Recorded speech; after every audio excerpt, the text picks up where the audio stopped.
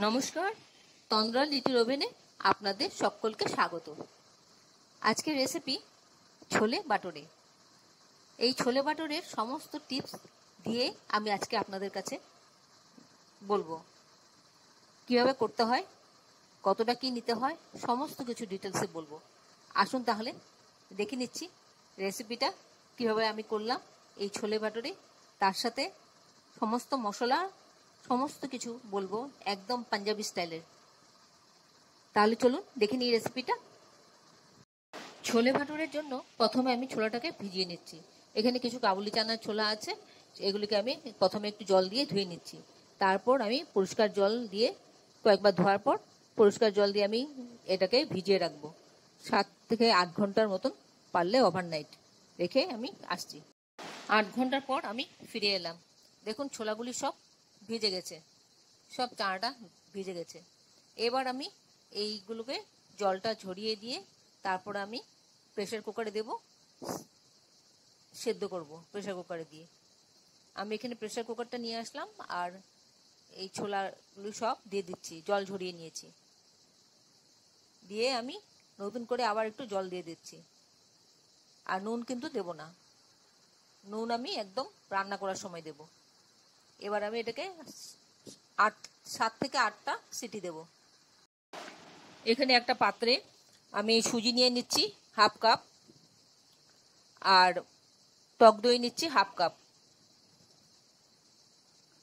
আর powder sugar নিচ্ছি 2 চা চামচ, আর নুন নেব 2 চা চামচ। দুটোই কিন্তু সমান সমান নিতে হবে, 2 চামচ 2 চামচ করে। আর baking soda half teaspoon. Baking soda কিন্তু বেকিং পাউডার নয় কিন্তু। নিয়ে সবটা ভালো করে মিশিয়ে নিচ্ছি। এই জিনিসটা লাগবে আমার বাটোরা করতে। এই ভাটোরা করার সময় এটা ব্যবহার করতে হয়, তাই একটু আধ ঘন্টা এটা রেস্টে থাকবে। আধ ঘন্টা রেস্টে রেখে তারপর আমি ফিরে আসছি। আধ ঘন্টা বাদে ফিরে এসে দেখছি সুজি অনেকটা জল টেনে নিয়েছে, দইয়ের মোটামুটি একদম ঠিকঠাক হয়ে গেছে। এবার একটা বড় পাত্র নিয়ে নিলাম, তার মধ্যে আমি 2 কাপ ময়দা নেব।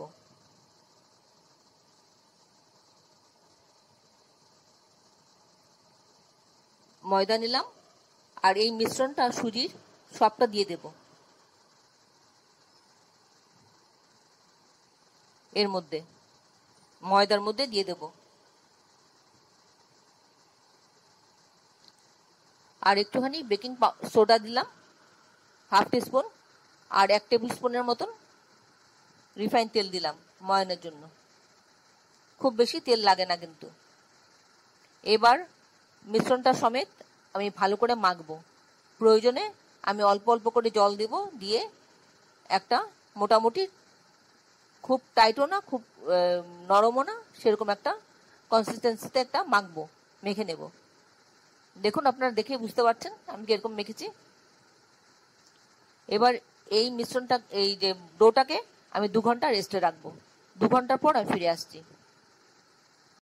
ছোলেতে দেওয়ার জন্য এখানে আমি একটা মশলা তৈরি করে নিচ্ছি। এখানে গোটা ধনে 2 টেবিল স্পুন, গোটা জিরে 1 টেবিল স্পুন, 2টো শুকনো লঙ্কা, মৌরি 1 টেবিল স্পুন, মৌরিটা কিন্তু মাস্ট, একটা জায়ফলের টুকরো, জয়ত্রী 1 টুকরো, লবঙ্গ 4-5টা, এলাচ 2-3টে, একটা দারচিনি টুকরো, একটা বড় এলাচ, আর কিছু 4-5টা গোলমরিচ। সবকটা ভালো করে একটু ড্রাই রোস্ট করে নেব। ড্রাই রোস্ট করে আমি এটা গুঁড়িয়ে নিয়ে আসছি। আর একটা পেস্ট তৈরি করে নিচ্ছি। তার মধ্যে আমি দেব এখানে কিছু রসুন কোয়া আছে 10খানা, আর টমেটো আছে, আর পেঁয়াজ আছে 1খানা, আর আদাটা আমি আলাদা করে বেটে রেখেছি। আমি এবার রসুন কোয়াগুলি দিয়ে দিলাম, পেঁয়াজটা টুকরো করে ছোট ছোট পিস করে দিয়ে দেব, আর টমেটো দুটো কুচি করে দিয়ে দেব, দিয়ে একটা ফাইন পেস্ট তৈরি করে নিয়ে আসছি। এবার রান্নাটা শুরু করছি। কড়াতে আমি সর্ষের তেল দিয়ে দিলাম পরিমাণ মতন। তেলটা একটু গরম হলে পরে আমি এর মধ্যে দিয়ে দেব একে একে বড় এলাচ একটা তেজপাতাকে ছিঁড়ে দু টুকরো করে দিচ্ছি আমার সুবিধার জন্য।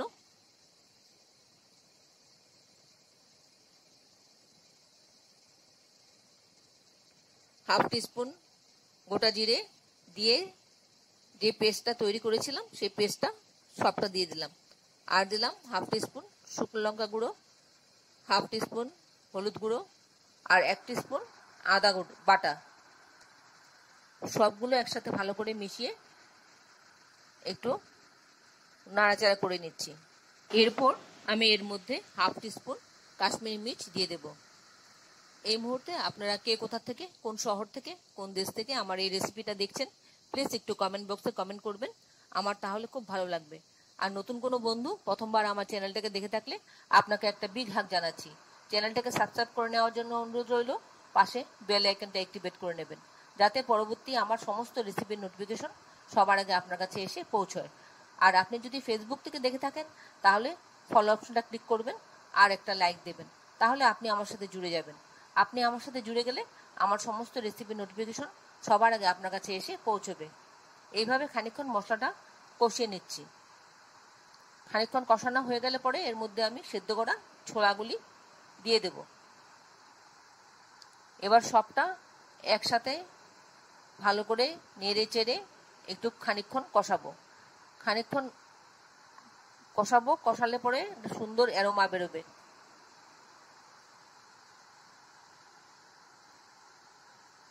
এবার এর মধ্যে আমি একটু নুন দিয়ে দিচ্ছি স্বাদ মতন, আর একটু নাড়াচাড়া করে নিয়ে তারপর চিনি দিচ্ছি স্বাদ মতন। এবার সবটা খানিকক্ষণ ফোটাবো। খানিকক্ষণ ফুটে উঠলে পরে খুব সুন্দর একটা অ্যারোমা বেরোচ্ছে এর মধ্যে থেকে। এবার একটু সেদ্ধ করা গরম জল দেব। জলটা কিন্তু অবশ্যই আপনি গরম জল দেবেন, তাহলে এর স্বাদটা একটু অন্যরকম হবে। আমি ফোটানো গরম জল আমি দিয়ে দিলাম।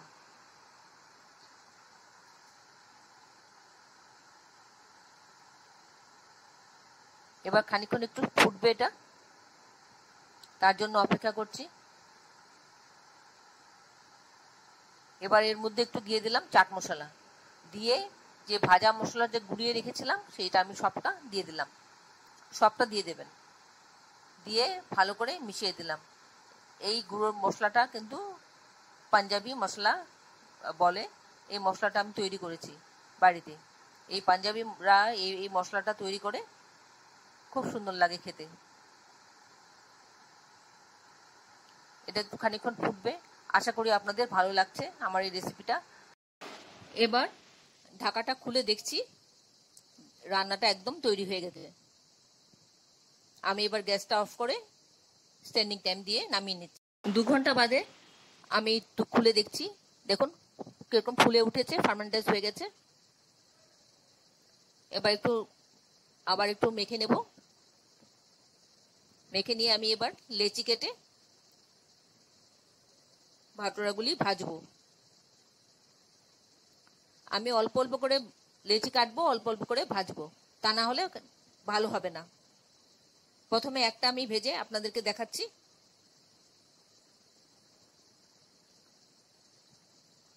আমি এরকম সারফেসের মধ্যে নিয়ে নিলাম যাতে এটা তুলতে বা বেলতে সুবিধা হয়, তার জন্য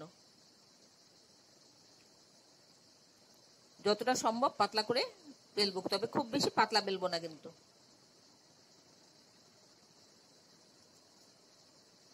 অন্যদিকে আমি কড়াতে তেল বসিয়ে দিয়েছি। আমি এখানে রিফাইন তেল দিয়েছি, দিয়ে আমি এটা দিয়ে দিলাম। তেলটা গরম হলে ওয়াও কি সুন্দর করে ফুলছে, দেখুন দারুণ লাগছে। এইভাবে প্রথমে তেলটাকে একটু গরম করে নিতে হবে। গরম করে নিয়ে তারপর যখন ছাড়বো, ছাড়ার আগে একটু কমিয়ে নিতে হবে। ছেড়ে আবার যখন ছাড়লাম ভাটোরাটা ছেড়ে দিয়ে তারপর আবার ফ্লেমটাকে হাই করে দিতে হবে, তাহলে এইভাবে ফুলে ফুলে উঠবে, আর তা না হলে ফুলবে না কিন্তু। আমার একটা হয়ে গেল, এবার আরেকটা ভেজে আমি দেখাচ্ছি। যদি ভালো লেগে থাকে তাহলে একটা লাইক দিবেন, আর বন্ধুদের সাথে অনেক অনেক শেয়ার করবেন। দেখুন কি সুন্দর হচ্ছে। এতক্ষণ ধৈর্য ধরে আমার এই রেসিপিটা দেখার জন্য আপনাদেরকে অসংখ্য অসংখ্য ধন্যবাদ। আপনারা সকলে ভালো থাকবেন, সুস্থ থাকবেন, ঈশ্বরের কাছে এই কামনা করি। আর এই ধরনের নতুন নতুন রেসিপি দেখতে আমার চ্যানেলটাকে সাবস্ক্রাইব করে নেবেন, পাশে বেল আইকনটা অ্যাক্টিভেট করে নেবেন, যাতে পরবর্তী আমার সমস্ত রেসিপির নোটিফিকেশন সবার আগে আপনার কাছে এসে পৌঁছয়। আর আপনারা যারা এখনো পর্যন্ত আমার চ্যানেলটাকে সাবস্ক্রাইব করেননি, ঝটপট সাবস্ক্রাইব করে নিন। দেখুন আমি পরিবেশন করে নিলাম, কত সুন্দর লাগছে, খেতেও খুব সুন্দর হবে। এটা খুব সুন্দর গন্ধ বেরিয়েছে আর খুব নরম হয়েছে ভাটোরাগুলি। তাহলে ভিডিওটা আজকে এখানে শেষ করছি, আবার দেখা হবে আপনাদের সাথে পরবর্তী অন্য কোনো এক রেসিপিতে। আপনারা সকলে ভালো থাকবেন। দেখুন, নিজের খেয়াল রাখবেন, নিজের স্বাস্থ্যের খেয়াল রাখবেন, পরিবারের সকলের খেয়াল রাখবেন। আসি বন্ধু। দেখুন আবার দেখাচ্ছি আপনাদেরকে ভাটোরাটা ছিঁড়ে ভেতরটা। দেখুন কত সুন্দর জালি জালি হয়েছে, একদম পুরো জালিদার হয়েছে, দেখেছেন? এইভাবে আপনারাও করবেন, আপনাদেরটাও হবে।